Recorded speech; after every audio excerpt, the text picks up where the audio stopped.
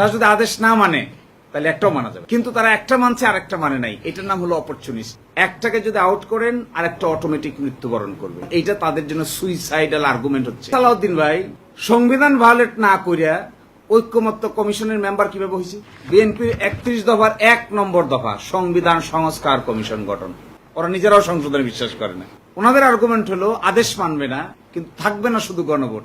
জাতীয় নির্বাচন কি হবে? জাতীয় নির্বাচনের আর কি বেসিস আছে, কোথায় আছে?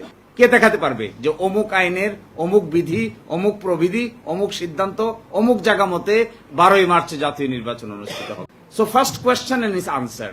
দুইটা কি একসাথে এক্সিস্ট করবে, নাকি একটা থেকে আরেকটাকে আউট করলে আরেকটা মরে যাবে? এগুলো সাচ এন ইনসেপারেবল টুইন। একটাকে যদি আউট করেন আর একটা অটোমেটিক মৃত্যুবরণ করবে। সুতরাং এইটা তাদের জন্য সুইসাইডাল আর্গুমেন্ট হচ্ছে। তারা যদি আদেশ মানতো তাহলে তাদেরকে দুইটা মানতে হবে। তারা যদি আদেশ না মানে তাহলে একটাও মানা যাবে না, কিন্তু তারা একটা মানছে আর একটা মানে নাই। এটার নাম হলো অপরচুনিস্ট। কালকে হাসনাত বলছে এটার নাম অপরচুনিস্ট। দ্বিতীয় প্রশ্ন, সংস্কার নাকি সংশোধন? এই যে দেখেন বিএনপির 31 দফা, বিএনপির 31 দফার 1 নম্বর দফা সংবিধান সংস্কার কমিশন গঠন। ওরা নিজেরাও সংশোধনে বিশ্বাস করে না। 1 নম্বর দফা সংবিধান সংস্কার কমিশন গঠন করবে ক্ষমতায় আসলে। তো সংবিধান সংস্কার গঠন হওয়ার আগে ঐকমত্য কমিশন হয়েছে। এবার সালাউদ্দিন ভাই কিন্তু একটা বাস না দিলেই হয় না।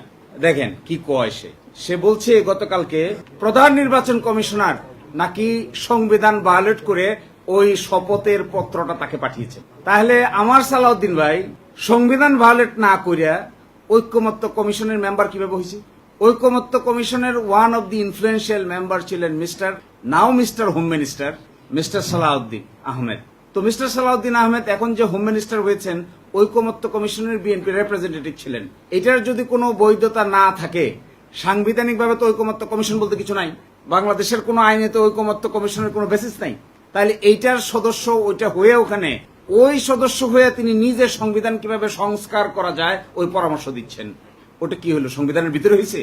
এইটা যদি সংবিধানের ভিতরে না হয় তাহলে আমাদের নির্বাচন কমিশনার, প্রধান নির্বাচন কমিশনার একটা শপথের চ্যাপ্টার সাপ্লাই করে যদি সংবিধান ভায়োলেট করেন, তাহলে আমাদের সালাউদ্দিন ভাই সংবিধান সংস্কার কমিশনের কথা, সংবিধান সংস্কারের কথা বলে ঐকমত্য কমিশনের one of the major role player হলে কি সংবিধান ভায়োলেট করে নাই? নিশ্চয়ই করেছে। একে যদি দোষ দিতে হয়, ওনাকে তার ডাবল দোষ দিতে হয়।